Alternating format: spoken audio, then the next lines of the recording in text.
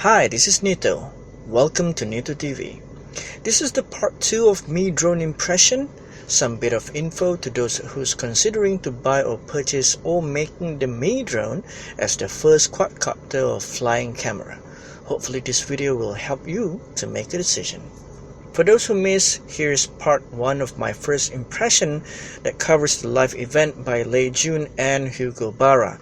You may click here or check the link that's included on the video description. Before we get started, let's have a quick look at me drone and its specification. It is a 4-propeller system, basically a quadcopter with detachable shields or prop guards, powered by a 5100 mAh 17.4 volt battery claimed by Xiaomi at 27 minutes non-stop flying.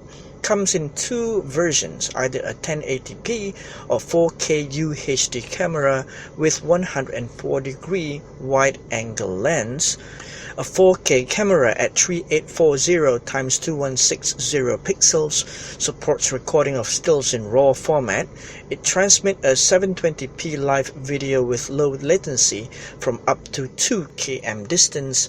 Camera is attached to a 3-axis gimbal, which Xiaomi claims stabilizes up to 2000 vibrations per second. And Xiaomi claims that the me drone has an unbelievably lightweight design, GPS plus GLONASS plus vision-based positioning for maximum precision, comes with the flavors of autopilot options, automatic takeoff plus landing, waypoint flight path planning, tap to fly on map, circle an object on the ground, and many more features to come, hopefully. Intelligently detects low battery and returns home automatically. Real-time location tracking for easy retrieval even post-crash, so the aircraft uses GPS positioning for this. Hovers automatically at the edge of no-fly zones. Built-in PCB antenna array and remote control for maximum reach. Modular design and foldable landing gear, and it is currently priced at 380 USD or 1,550 ringgit for the 1080p version and 456 USD or 1,890 ringgit for the 4K UHD version. That's it for the specs, but before we get started, I would like to highlight one disappointing feature of the me drone, which is the lock feature of Newbie Mode.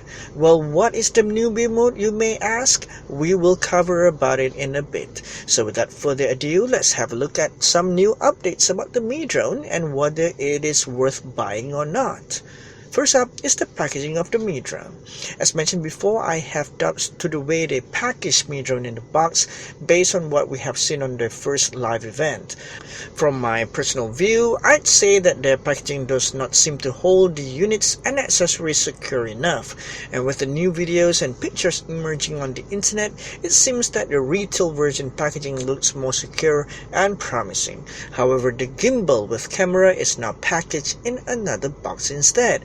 I mean, why Xiaomi? Can't they just put everything in a box? Let's talk about size. From recent details that surface on the internet, we know that me drone is slightly bigger than a DJI Phantom, which is a 350 size quadcopter.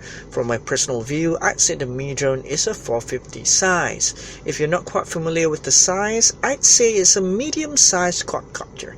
Not too small for people to laugh at you, but not too big for people to wow at you either. But if you want attention, you'll get one for sure. The transmitter of the me drone. The me drone controller comes with a smartphone mount. From the look at it, I don't think it can fit a tablet. Perhaps the maximum size is around 6 inches. It is small and thin, possible issues if your smartphone is equipped with big or fat cases. You may need to undress it to fit. Why doesn't Xiaomi design it to fit a tablet? It is very, very weird. Possibly trying to make more money by selling an upgraded mount, or probably they are focusing on modularity so normal smartphone size are enough for the common. Let's have a look at the controller itself now.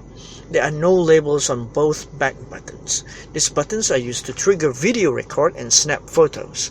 It has no indicators, so you need to read the manual or do the manual thing and try them out for yourselves. Another minus point here is that why Xiaomi didn't just mark an icon on it. Do they have future plans, like a function to reassign these buttons or something else? But whatever it is, I personally think they should mark an icon on both of the buttons. So how do you use it? Just extend the mount, snap your smartphones, lock it in place, then using your normal data or charging cable, connect your phone to the Mi Drone controller via USB, download and launch the app from Google Play, and it will automatically connect to your Mi Drone. Talking about the app, currently Mi Drone only have support for Android devices. I'm sure iOS version is coming, but we do not know when. The interface appears to be a native Chinese language. We're not quite sure if there is an English version, but definitely there will be in the future. Let's have a look at the Mi Drone live view. First up to discuss is the latency. Xiaomi claims that the Mi Drone transmits a 720p live video with low latency from up to 2 km distance, but as I mentioned on my earlier videos, they have no actual figures for this. However, we know that now with a Samsung Galaxy Note 5, which is quite a capable phone, the video transmission get delayed for quite a bit, possibly around 0.7 milliseconds. I mean, this is okay if you're flying high above the trees and capturing sceneries, but it can be quite challenging if you rely solely on live video while flying at tree level or trying to chase or track any fast-moving object. I'm not saying it's not possible, but it will be a bit challenging when your control gets delayed. Just imagine when you take off. 1 second and you have the quad or drone at eye level, but your live view still shows the ground. 1 second later, the quad or drone is already at tree height, but your live view shows at eye level instead. Sounds alarming?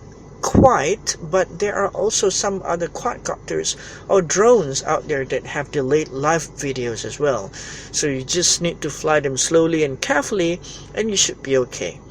The DJI Phantom also have lags or delay in live videos around 0.2 or 0.3 milliseconds with HDMI or probably with an iPad, but not as bad as the Mi Drone. One thing I noticed is that the live video feed appears smooth on Android devices on the Mi Drone, no jerky videos. However, this may change if Xiaomi does any improvements to the software coding and pushes new firmware updates to the Mi Drone that may improve its latency. Let's hope that they do so, and for now, let's keep on hoping. How about the Mi Drone app graphical user interface? At first glance, I see its futuristic design. However, I hate the tunnel vision of the app, with the black areas hiding some part of the videos.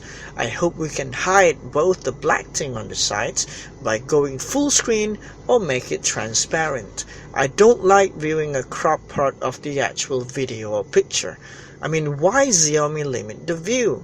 Well, let me tell you one thing. They shouldn't. Again, we hope that there is a functionality to hide the GUI or make it transparent. Or Xiaomi should or better make a firmware upgrade with the said features. Enough about the controller, let's have a look at the Mi Drone now. First things first, the props. The prop has detachable screws on top. You need to make sure that you don't press the props down when mounting on motors, as the screw may just pops out. This is a big no-no for new to quad or a first-time drone user. Xiaomi should make this user-friendly, as you know what? It is the props that keeps the drone in the air. Maybe Xiaomi should design a better way for users to mount their propellers easily and securely in the future. If you're a bit concerned of this, you have a valid point. However, just double check whether the props have been properly mounted or screwed before you take off. These are self-tightening props, so once they have been securely mounted, you should be fine, as when the prop spins, it will self-tighten. The Mi Drone power source, the LiPos. As showed on live stream, the Mi Drone LiPos have two contacts. Anyone will work for discharge and charge, But the question is why Xiaomi implemented this design. I mean, the failsafe is good, you know. If one fails, then we still have another one as a backup. But I did not confident about the reliability. Are these things ready to break down or have a higher potential to break? Or maybe they have a future features that's coming in to make use of both of the connectors. Well, we do not know this yet, but if we see it from a positive perspective, it is very uncommon for these things to break. Anyway, I didn't think this is an issue, and I'd say don't worry about it. Let's have a look at one of the most exciting things about the Mi drone, which is the camera. My first impression based on some videos on YouTube, the camera is good. But what excites me more is that it also records audio. I believe the mic is on the camera itself. So this makes more sense of the modularity. If Xiaomi release a monopod like for the camera, so we can use the camera handheld and we'll be able to record video and audio handheld from the ground. The Mi drone gimbal. I was made known that the gimbal speed can't be adjusted, and some said that the movement is slow. As the Mi drone controller uses a roll or slider type switch for the gimbal, I believe the movement speed is based on how little or big we move the sliders. But of course, as I do not have an actual unit with me, I'm simply unable to test or confirm this feature. However, based on some videos found in YouTube, I think the default speed is acceptable. If not, a software or firmware upgrade should be able to fix or add new adjustable feature to it. The drone dance. Does the Mi drone dance? Like some other quadcopters or drones out there with GPS and autonomous function, the Mi drone will need to join the party and dance. If this is needed to ensure that the compass is calibrated and that the drone doesn't drift when flying or has a mind of its own. However, after calibration, you need to turn the drone off and back on. Then only this process will complete. Other types of quadcopters or drones out there doesn't have this turn off and turn on back thing to complete the calibration, and I find this very, very inconvenient. The most disappointing feature of the Mi drone is the Newbie Mode. The Mi drone will be locked in Newbie Mode when you first purchase it. Now, what does Newbie Mode means? It means that the aircraft has limited speed. From what I have seen, around 5.6 meters per second. That's around 20 kilometers per second or 12.4 miles per hour, compared to a DJI Phantom, which have a maximum speed of 16 meters per second maximum speed, which is equivalent to 57 kilometers per second or 35.4 miles per hour. So to simplify, it means that the drone will be super slow in Newbie Mode. To unlock, you will need to fly more than 300 minutes in total. That's around 50 times flying with a fully charged batteries. LiPos around 20 minutes per flight. So depressing. This is good for new or first-time users, but for experienced RC pilots like myself, this is disappointing. I rarely fly, and I think for me to achieve that 300 minutes flight time will take me around 2 or 3 months perhaps.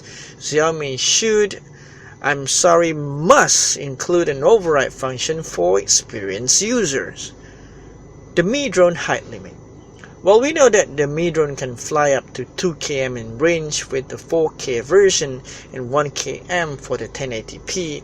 They didn't mention anything about the height limit. However, I was made known that the 1080p has a maximum height limit of 120 meters. But we are not quite sure if this is locked or maybe unlocked to greater heights.